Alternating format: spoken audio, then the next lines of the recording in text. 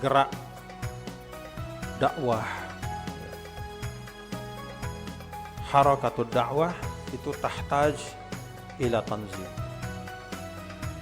Yang namanya gerakan dakwah sejak awal Nabi kita, Nabi besar Muhammad sallallahu alaihi wasallam, sampai masa sahabat, sampai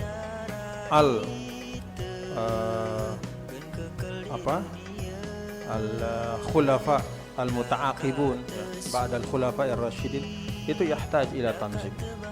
Perlu ada pengorganisasian.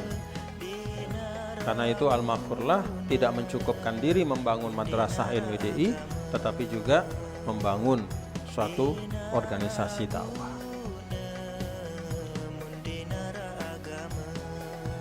Maka kepada semua para tulab thalibat dan kader-kader NWDI harus memahami di dalam kita berorganisasi itu harus jelas.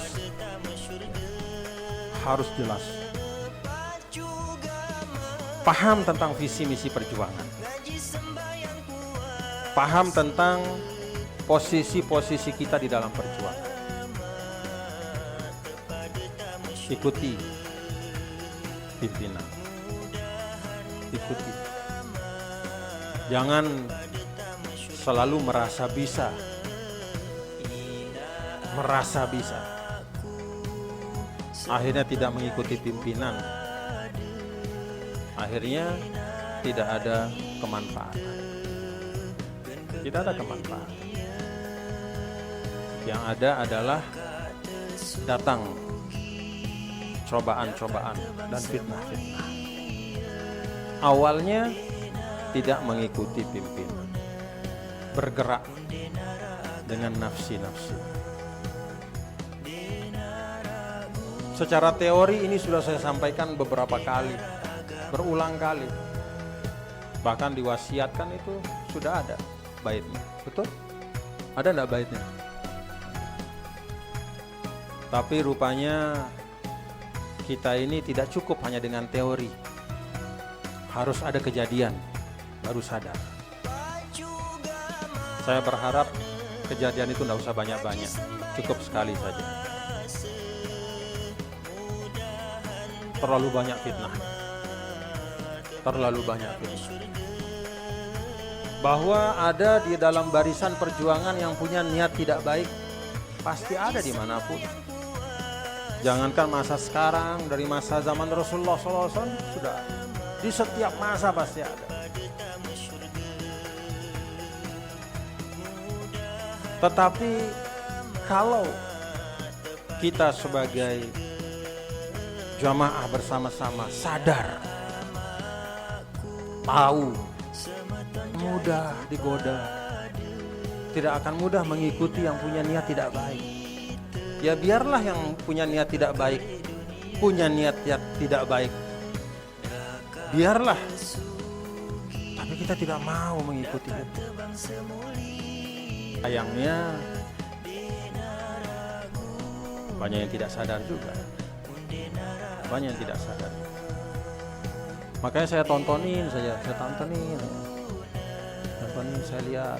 Oh,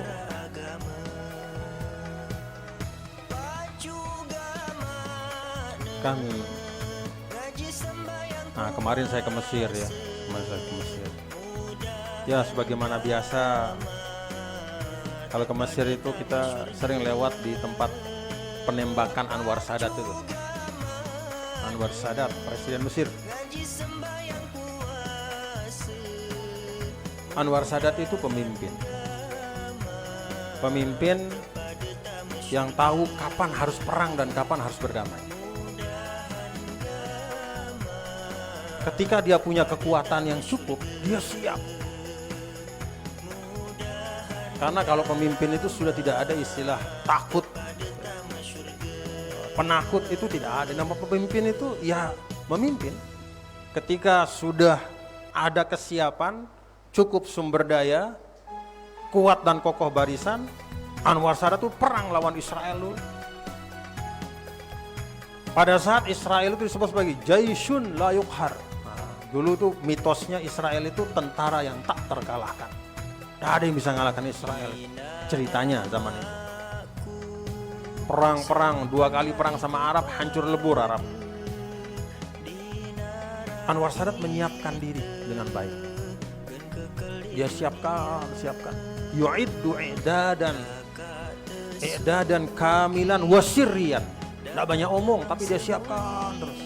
Sampai akhirnya pada tanggal 10 Ramadan, al-ashir min Ramadan, 1973, mendadak dia serbu Israel, hancur lebur Israel. Itu satu-satunya keadaan di mana Israel sebagai negara itu kalah perang tahun 73. Lalu kemudian datanglah Amerika membantu, tetapi itu tidak bisa menghapus kenyataan Mesir mengalahkan Israel. Kenapa kalah? Ada Anwar Sadat. Anwar Sadat pemimpin yang tahu persis mata yuharib, kapan harus perang, wa mata yatafawad, kapan harus berunding, wa mata yaqbalus salam, dan kapan harus menerima perdamaian.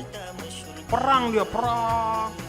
Sampai pada titik tertentu, dia sudah mendapatkan tujuannya, Sina itu bisa kembali ke Mesir, lalu ditawari perdamaian oleh Amerika, dia terima perdamaian. Itu salamul aqwiya. Jadi berdamai, menerima dalam keadaan ya, memang sudah sesuai dengan apa yang kita harapkan. Itu namanya salamul aqwiya. Perdamaiannya orang-orang hebat, bukan perdamaian orang-orang yang kalah. Itu Anwar Sadat. Saya ketika lewat saya ingat, oh ini Anwar Sadat pemimpin, dia tahu kapan dia pemimpin itu begitu. Tahu kapan harus berperang, kapan harus berdamai. Bukan harus perang terus. Dakwah itu bukan gagah-gagahan. Dakwah itu bukan tentang saya harus mau ini, harus sekarang. Al-Quran saja 22 tahun lebih Allah turunkan. Kalau Allah mau langsung taruh ke kepala Nabi, itu bisa. Tapi kan tadarrujan wa tamahulan. Kan ada fasenya, ada prosesnya. Dan di tengah 22 tahun itu ada perang Uhud, Nabi sampai bocor. Ada hijrah ke Taif, Nabi juga bocor. Duka. Ada proses itu. Tapi itu proses dengan penuh kesadaran. Jadi kalau kita kompak, lalu mengikuti pimpinan, lalu ada hal-hal yang kita temui, cobaan-cobaan itu biasa. Jangan sampai cobaan itu menimpa kita karena kita tidak kompak.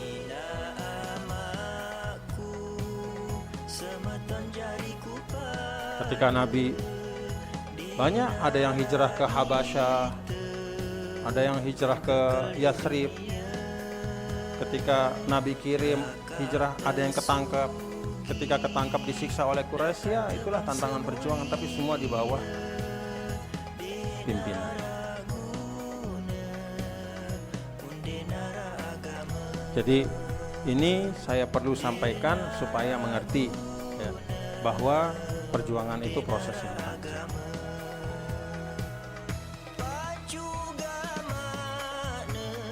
Dan ikuti pimpinan supaya tidak ada penyesalan dan fitnah di belakang hari.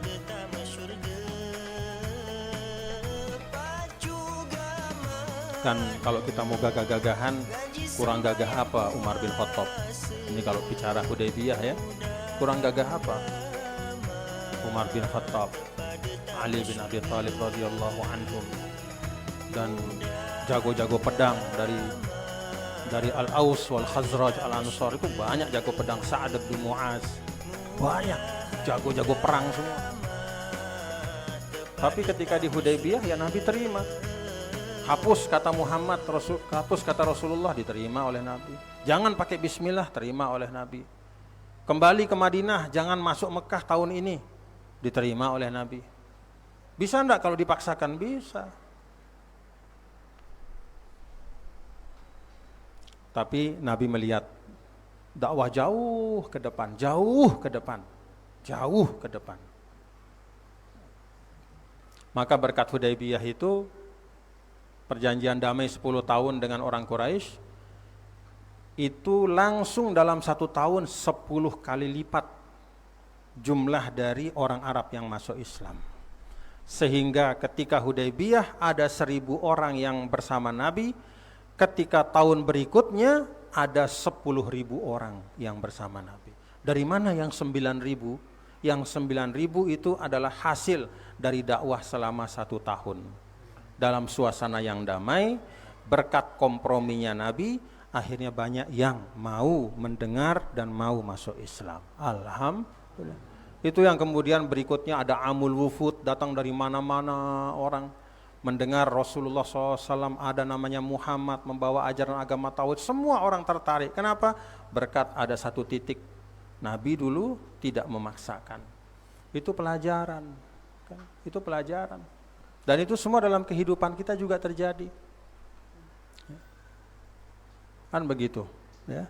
Kalau lagi belajar misalnya capek, mau dipaksa enggak? Enggak, istirahat, tidur. Untuk kepentingan yang jauh lebih panjang. Kalau dipaksakan malam itu terus belajar, besoknya sakit, lusanya sakit, seminggu nggak masuk. Nggak apa-apa, malam itu tidur, besoknya bisa belajar lagi, dan seterusnya. Kan begitu. Fa innaha idza ukrihat amiyat. Rawihul quluba sa'atan fa innaha idza ukrihat amiyat. Kata Sidina Ali, kasih waktu untuk dirimu, ya, berlapang-lapanglah sejenak, karena jiwa itu kalau dipaksa dia akan buta, akan liar. Artinya ya badan kita, pikiran kita, termasuk perjuangan kita. Saya sering ibaratkan berjuang itu seperti kita di tengah samudra pakai perahu. Kalau ombaknya lagi bagus, kita bisa percepat kecepatan perahu kita. Ngebut 10 knot, 20 knot, ngebut. Tapi kalau ada gelombang, apalagi gelombangnya bukan dari samping tapi dari depan, maka cilaka kita. Kalau gelombangnya kencang, kita kencang lagi bisa terbalik. Nah saat itu bahkan bukan hanya memperlambat, bahkan matikan mesin. Gak apa-apa, matikan mesin. Yang penting kapalnya tidak tenggelam. Gak apa-apa ngayun, gak apa-apa kita tidak maju, tapi tetap ada. Begitu gelombang itu hilang, bisa nyalakan mesin lagi, bisa melaju dengan cepat. Kan begitu kehidupan. Tajririyah bima la tashtahihis sufun. Yang namanya kehidupan seperti berlayar. Angin itu tidak selalu datang dari buritan, tapi seringkali datang dari haluan. Kalau dari buritan, dari belakang kan semakin cepat perahu kita ya.